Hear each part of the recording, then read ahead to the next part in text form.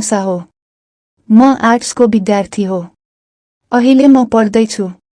मेरो पढाइलाई निरन्तरता दिइराखेकी छु। सो अब यो ब्याचलर्स सकिएपछि अस्ट्रेलियाको लागि ट्राई गर्छु। अहिले यतिकै म स्टडी मात्र गर्दैछु। त्यो बाहेक म खाली नै छु। ड्याड ममहरूले पनि जब गर्नु पर्दैन तिमी पढ्नलाई नै कन्टिन्युटी गरिराख भन्नुभएको छ। म पनि आफ्नो पढाइलाई नै बढी फोकस गर्दैछु। अहिलेलाई म चावहिलमा बस्छु। एक्लै नै बस्छु। म बस्ने साइडको दिदी र दाइ एकदम मिलनसार हुनुहुन्छ। म यहाँ बसेको पनि धेरै भएको छैन। भर्खरै 5 महिना जति भयो। उता साइडमा बस्ने दिदी र दाइले पनि बिहे गरेको 1 वर्ष मात्रै भयो रे। उनीहरूले भागेर बिहे गरेका हुन्। दुवैजनाको घर चाहिँ दोलालघाटमा रहेछ। पहिले घरमा पनि भनेको बिहे गर्नलाई तर कसैले मान्नु भएन। जात नै मिल्दैन भनेर। अनि हामी त भागेर आको भन्नुभयो। घरमा फोन हुन्छ तर घर अहिलेसम्म बोलाउनु भएको छैन रे। दिदी चाहिँ अफिस जानुहुन्छ। दाइ चाहिँ काम नभएर घरमा नै बस्नु हुँदो रहेछ। दाइले धेरै पढ्नु पनि भएको रहेनछ। त्यही भएर काम पाउन पनि गाह्रो भएको रहेछ। अब आउने वर्ष दुबई जाने भन्नुहुन्थ्यो। हामी बस्ने फ्ल्याटमा 3 वटा मात्र कोठा छ। कोठा ठुलो नै छ। 2 वटा कोठमा उनीहरूको जोडी बस्छ। अर्कोमा एउटामा म बस्छु। अल्छी लागेको बेला एक्लै भएर खाना पनि पकाउँदिन। बाहिरबाटै ल्याएर खान्छु। दिदी र दाइले गाली गर्नुहुन्छ। बाहिरको नखानु ग्यास्ट्रिक हुन्छ भनेर। कहिलेकाहीँ खाना पकाएर समेत ल्याइदिनुहुन्छ। एकदम मिलनसार हुनुहुन्छ। दाइको नाम समर र दिदीको चाहिँ सुषमा हो। जोडी पनि ठिक्क मिल्ने खालको छ। दिदी र दाइ सुत्ने कोठाको ढोकाको बीचमा सानो प्वाल छ। तर खासै नोटिस हुँदैन। नियालेर हेर्ने हो भने चाहिँ त्यो प्वालबाट भित्रको सबै देखिन्छ। मैले पनि राम्रोसँग नोटिस गरेको थिइनँ। एक दिन शनिबारको दिन म नुहाएर बाहिर जान लागेको थिएँ। दिदी र दाइ हाँस्दै जिस्किरहेको आवाज आयो। यसो ढोका बाहिरबाट सुनेर बसेको। उनीहरू खासखुस बाङडुङ गरेर जिस्किरहेका थिए। म टिनएजको केटी। यस्तो सुनेपछि त जिज्ञासा लागिहाल्छ। सबैलाई लाग्छ मलाई मात्र होइन। मैले प्वालबाट चिहाएर हेर्न थाले। ओहो के पो देखिदो रहेछ त। दिदी र दाइ त नाङ्गै थिए। दाइ दिदीसँग जिस्किँदै माथि चढिरहेको रहेछ। कोही आउला भन्ने डर थिएन। हाम्रो फ्ल्याटको लागि मेन गेट छुट्टै थियो। प्वालबाट हेरिरहे। दाइले दिदीको बुबु कस्तो चुसिरहेका थिए। 2टा हातले निमोज्दै चुसिरहेका थिए। दिदी आगा औमा गर्दै कराइरहेकी थिइन्। मलाई हेर्न मज्जा आइरहेको थियो। प्वालबाट हेरिरहे। दुवैजना मस्त चलिरहेका थिए। दाइको लाडो पनि देखे मैले। दिदीको पुतीमा रौँ चाहिँ थिएन। दाइले लाडो चलाइरहेको सबै हेरिरहे मैले। मलाई हेर्न खुब मज्जा आइरहेको थियो। दाइको लाडो निकै लामो थियो। 7-8 इन्च जति। दाइले दिदीलाई मज्जाले चिके। जोडले मज्जा लिएर। मलाई हेर्न मज्जा आइरहेको थियो। उनीहरू चिक्केको। त्यो हेर्दा हेर्दै मेरो आफ्नो पुती भिजिसकेको थियो। मुभी भन्दा पनि लाइभ हेर्दा अति नै मज्जा आउँदो रहेछ। झन् गर्दा कति मज्जा आउँछ होला भनेर सोच्न थाले।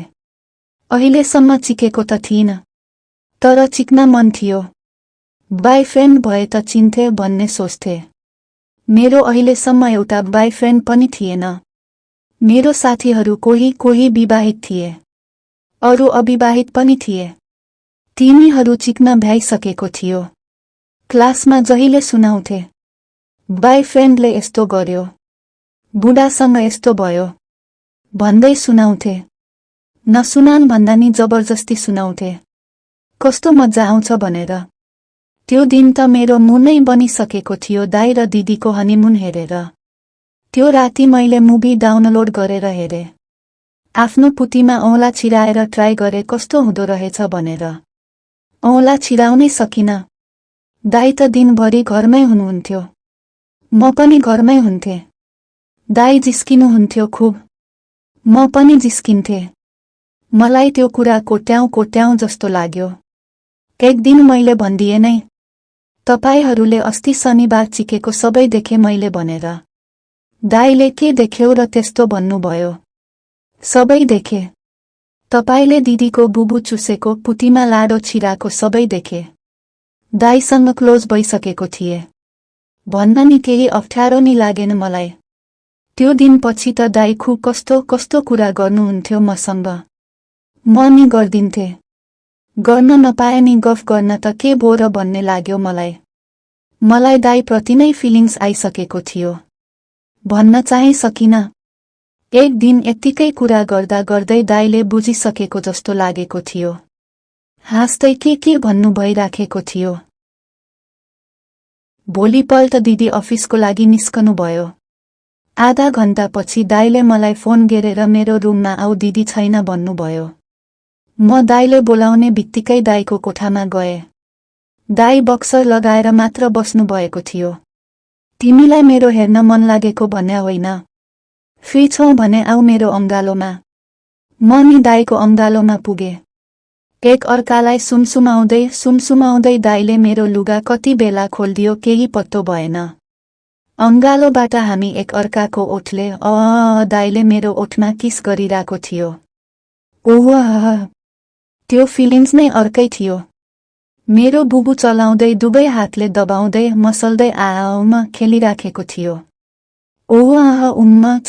चलाउँदै बुबुको मुन्टा मुखमा हालेर चुस्न सुरु गर्नुभयो।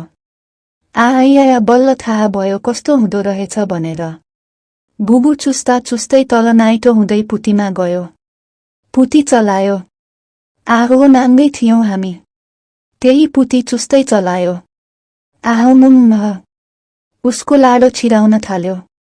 इस, फेरि निकालेर एकचोटि औँला छिराएर चलायो। आउम्मा मामा, औँला हालेर चलायो। भित्र बाहिर गर्यो, लाडो छिराउन थाल्यो। उम्मा, एकछिन त मैले त्यो दुःख सहनै सकिन। दुख्यो। पोल्यो, पिल्स निकाल्नु भने। दाइले एकछिन मात्र हो भन्दै मलाई किस गर्दै बिस्तारै लाडो छिराउन थाल्नुभयो। बिस्तारै लाडो मेरो पुती भित्र छिर्यो। चिक्न थाल्यौं। बेड हल्लिराखेको थियो। दाइ मलाई चिक्दै हुनुहुन्थ्यो। आमै, कस्तो मज्जा। चिक्दै आधा घण्टा बेसी भइसकेको थियो। दाइले हतार मेरो पेटमा वीर्य झार्नुभयो। बल्न ढुक्क भयो। दुखेको त थियो मलाई, तर मज्जा पनि आएको थियो। मज्जामा कहानी कति बेला सकियो थाहै भएन है। अब मलाई सम्झेर राति भर नसुत्ने होइन नि फेरि। तपाईलाई हाम्रो कथाहरू कस्तो लागिरहेको छ